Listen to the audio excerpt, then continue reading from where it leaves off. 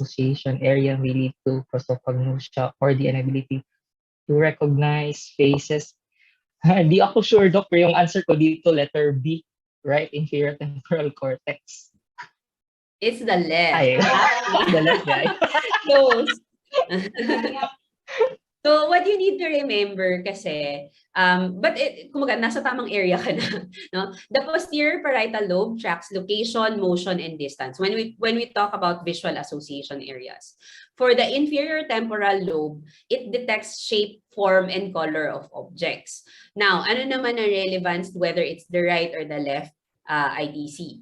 Your right ITC responds to complex shapes, while your left ITC responds to facial features. So if there's a problem with your left ITC, then there can be difficulty in recognizing facial features.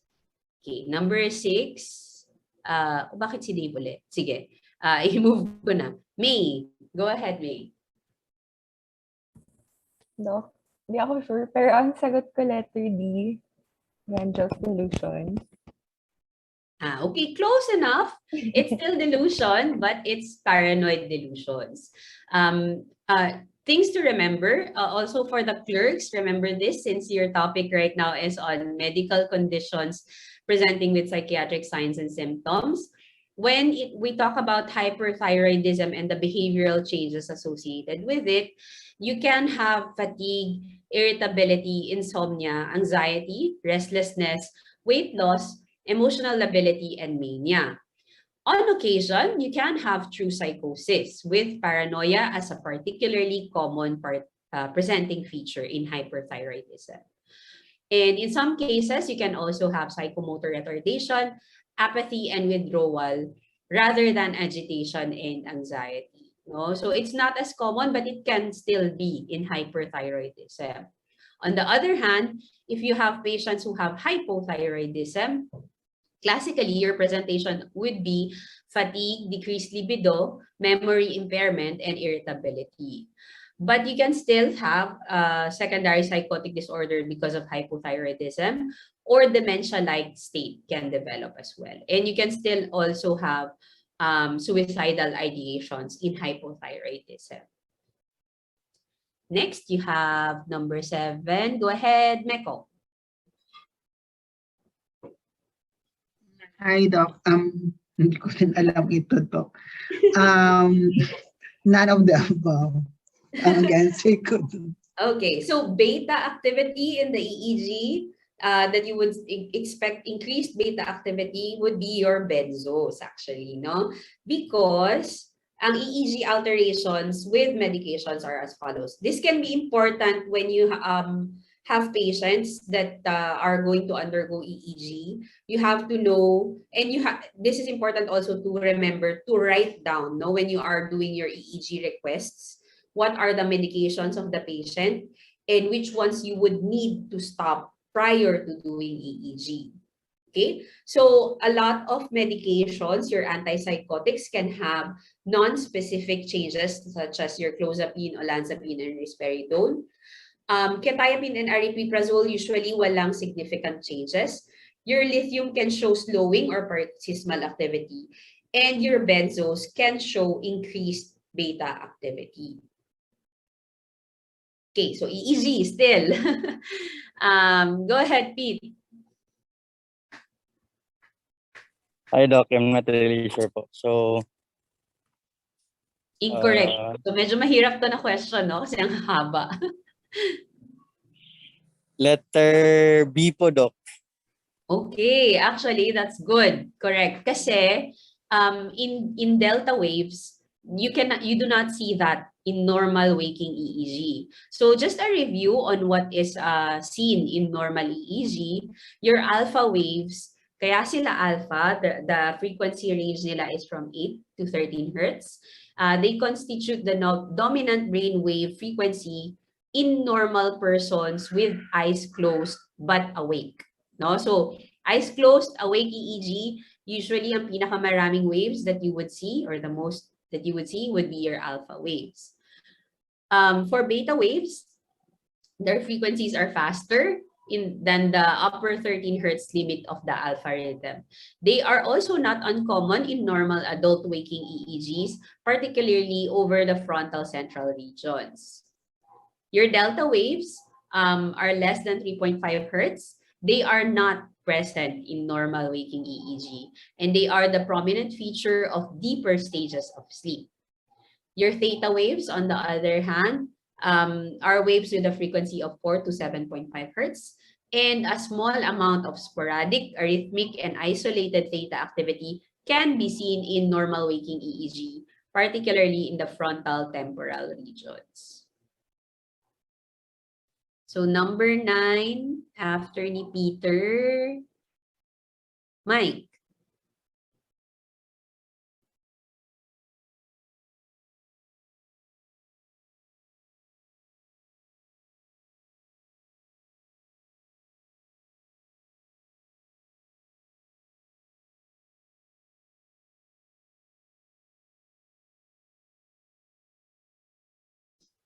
Okay, that's actually correct. So ang incorrect is that depressed patients are more likely than manic patients to demonstrate increased inflammatory markers kasi it is the manic phase that is usually has more increased inflammatory markers. Pero both do have ito, sige. Let's discuss them one by one na lang. Studies note that bipolar patients, especially kung manic, can demonstrate increased plasma concentration of inflammatory cytokines. But other studies indicate that treatment for mania like lithium can lower the plasma concentration of a number of cytokines.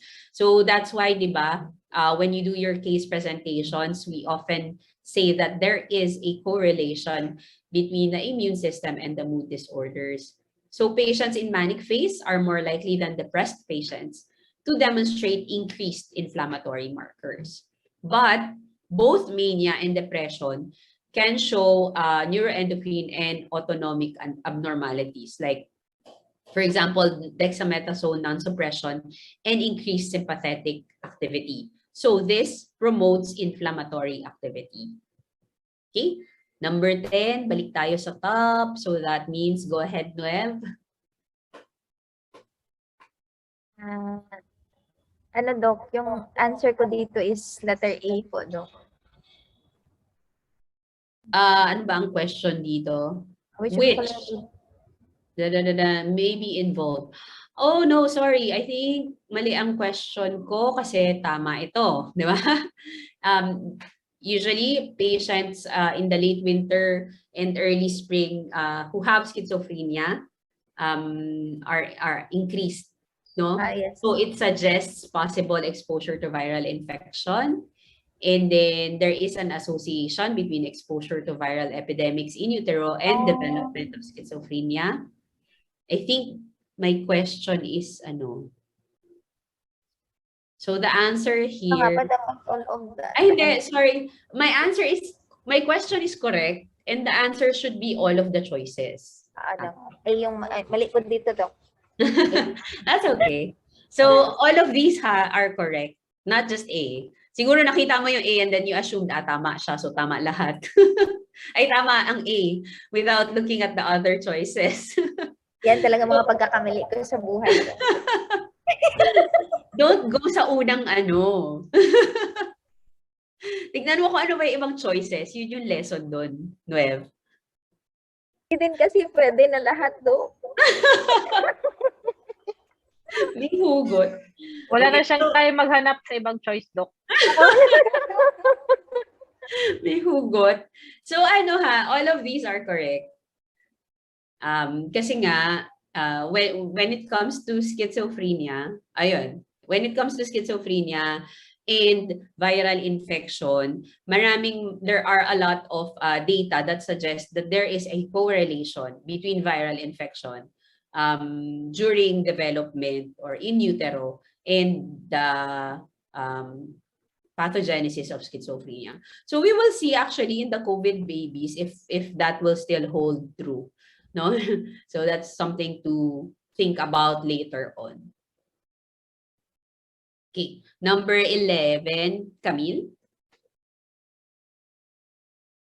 Sorry, Doc. In this area, the neurogenesis in the adult occur. Ako ang answer is, nakalimutan ako. Ano, Cams? Hindi ka masyadong marinig. Sorry, Doc. Subventricular ako ang answer.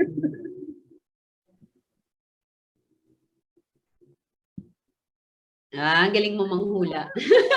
No, it's not a guess. I think you know that also. No, so it is actually in two areas ang adult neurogenesis. So during embryonic development, neurons are produced from almost all regions, diba, of the ventricular neuroepithelium.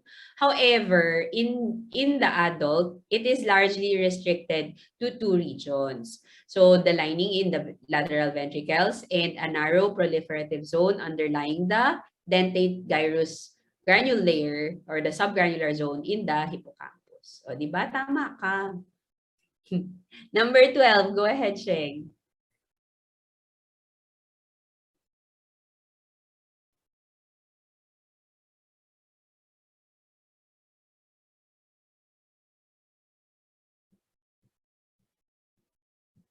Sheng, can you hear? Yung Ha? Napuputol yung audio mo. supo. Okay. Okay. So a dysfunction localized at the border of the somatosensory and association areas in the posterior parietal lobe will most likely present with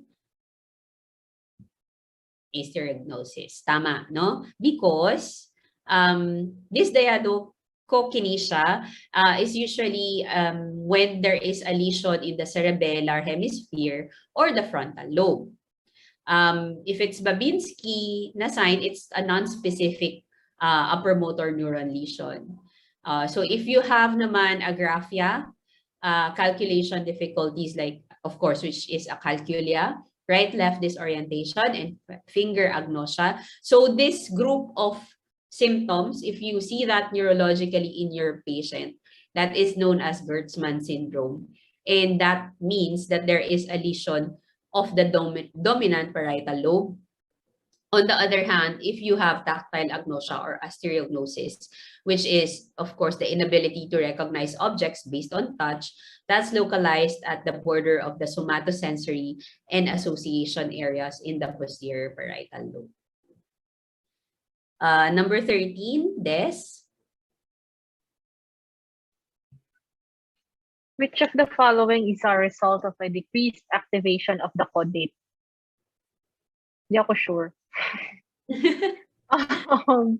B po yung sinagot ko nito, Doc. Kunwari pa siyang hindi sure. It's correct. Because the caudate nucleus acts as a gatekeeper to allow the motor system to perform only those acts that are goal-directed. So that's why in OCD or in tic disorders like Tourette's, no, it is postulated that it is the caudate nucleus that is impaired. So there would be extraneous acts performed. So in Parkinson's naman, of course, it's a neurodegenerative disorder which affects your substantia nigra. And your EPS, of course, is due to an D2 antagonism of the nigrostriatal pathway. Okay, so number 14, after Nides, we have, wait, sorry. Go, Al.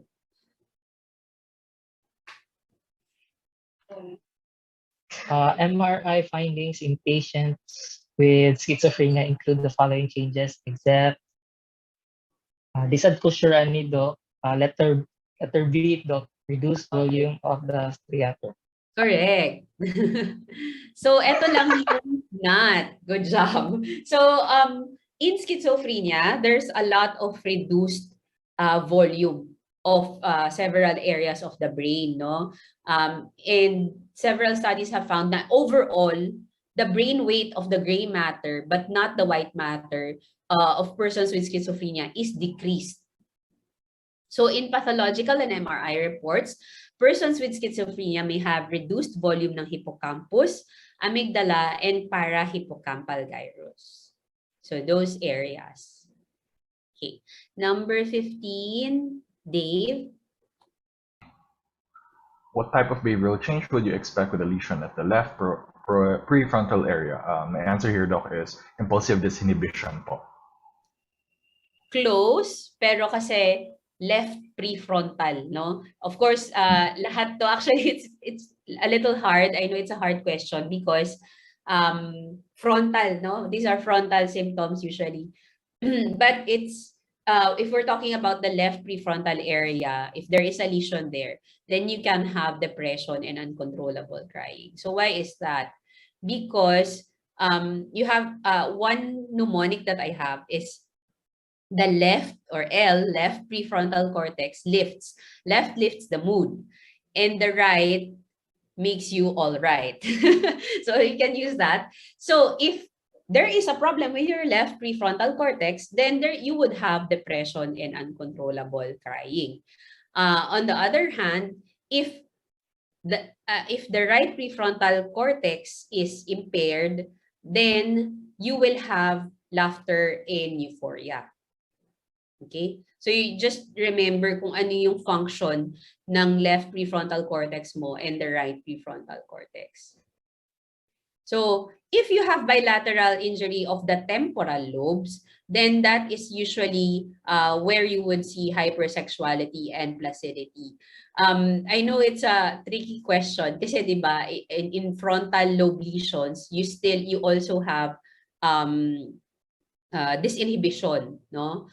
But very specific kasi yung question natin, no? And then for patients with right TLE, you can have excessive emotionality ranging from elation to sadness. And if you have lesions with if you have right temporal lobe epilepsy, you can have excessive emotionality ranging from elation to sadness. And if you have a lesion or temporal lobe epilepsy of the left, then there can be references to personal destiny, philosophical themes, and they can display a humorless approach to life. And as I've mentioned earlier, if there is a general frontal lobe dysfunction, of course, you would see impulsive disinhibition. Okay? So after the Dave, May. Number 16, denoting aspects of a personality that are viewed as acceptable and consistent with that person's total personality. Ego, syntonic, Doc. Okay, correct. No? So when we talk about introspection, this is contemplating one's own mental processes to achieve insight. If we're talking about overvalued ideas, this is false or unreasonable belief that is sustained beyond the bounds of reason. So to differentiate it from delusion, it is held with less intensity or duration compared to a delusion. So they are easier to, kumbaga,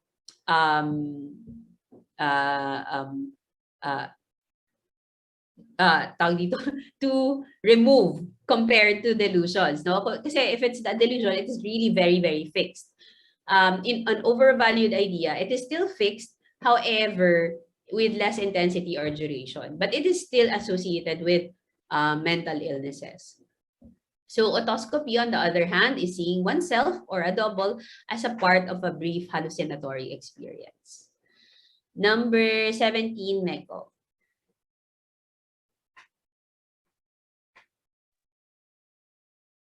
Ano to? Parang sublimation man the answer. Suppression. Mali. Inano ko na yung answer. It's reaction formation. So in this example, no, Jane treats Orwell in an excessively friendly manner, even though she strongly dislikes him. So what she is doing is actually the opposite kasi, di ba, of how she actually feels for Orwell. So when we talk about reaction formation, it is an unconscious defense mechanism na yung kanyang action is the direct antithesis of kung ano yung kanyang hina-harbor either consciously or unconsciously. Kung suppression, if we are talking about suppression, it is a more conscious act of controlling and inhibiting. So you are just controlling and inhibiting, not doing the opposite. Okay, so that's how you can differentiate it. And then another way to differentiate suppression from repression naman is that in repression, it is an unconscious process. For sublimation, this is also an unconscious defense mechanism wherein yung energy associated with the unacceptable impulse or drive is diverted into personally and socially acceptable channels. So unlike other defense mechanisms, it offers some minimal gratification of the instinctual drive or impulse. So, Pete, can you give us an example of sublimation?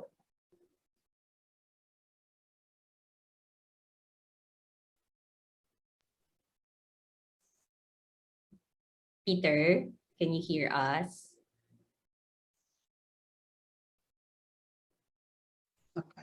Baka pangit pa signal ni Peter. Let's move to Mike. Give us an example of sublimation.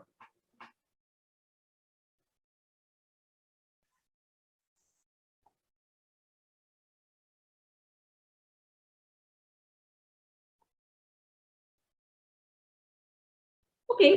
Okay, that's a close. Oo.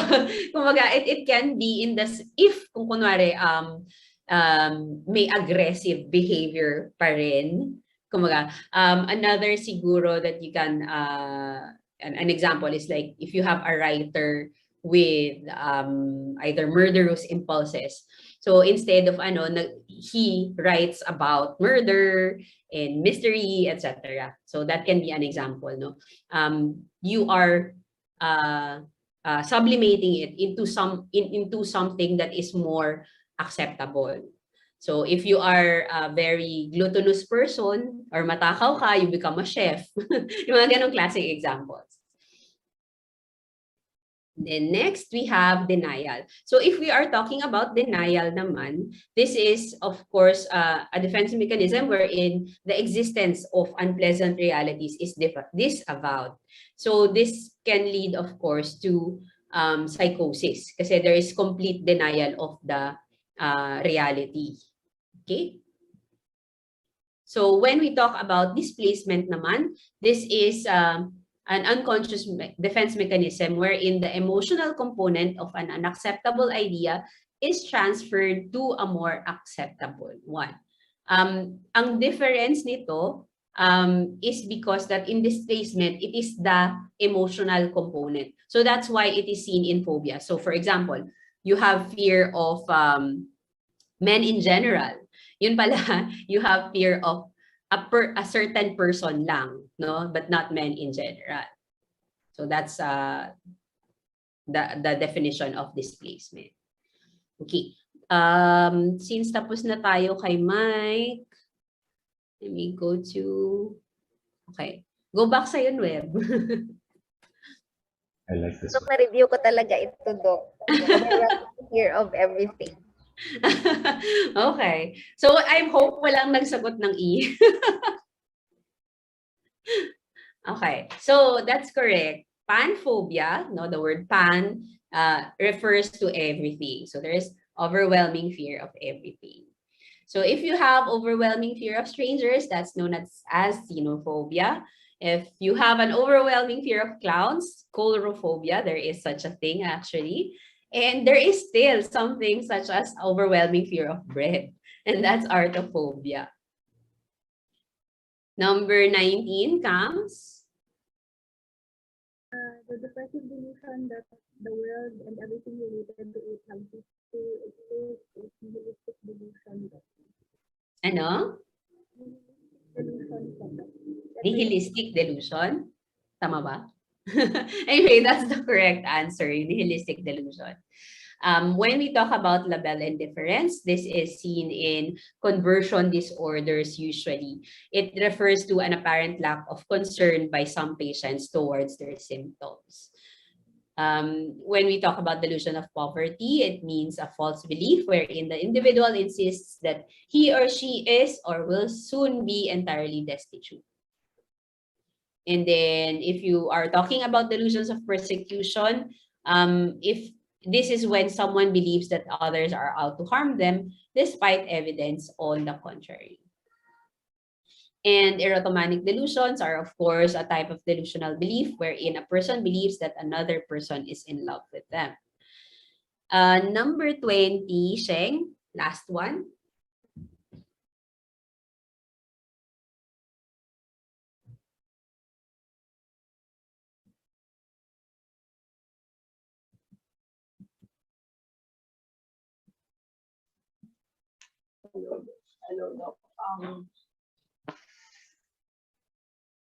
Yung hula ko dito, coprolalia.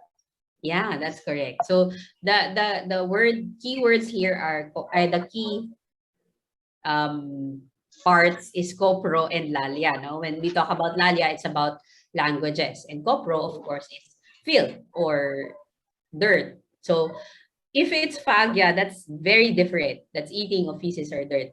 If we are talking about cryptolalia, that's a private spoken language. Cryptographia is a private written language. And this lalia is if there is faulty articulation.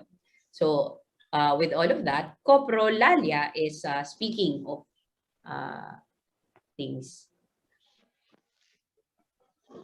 Okay. So that's the last item. Do you have questions or clarifications? So review your neural sciences. I know it's a very difficult subject because it makes you review your neuro. But of course, there's also there's a lot of psychiatric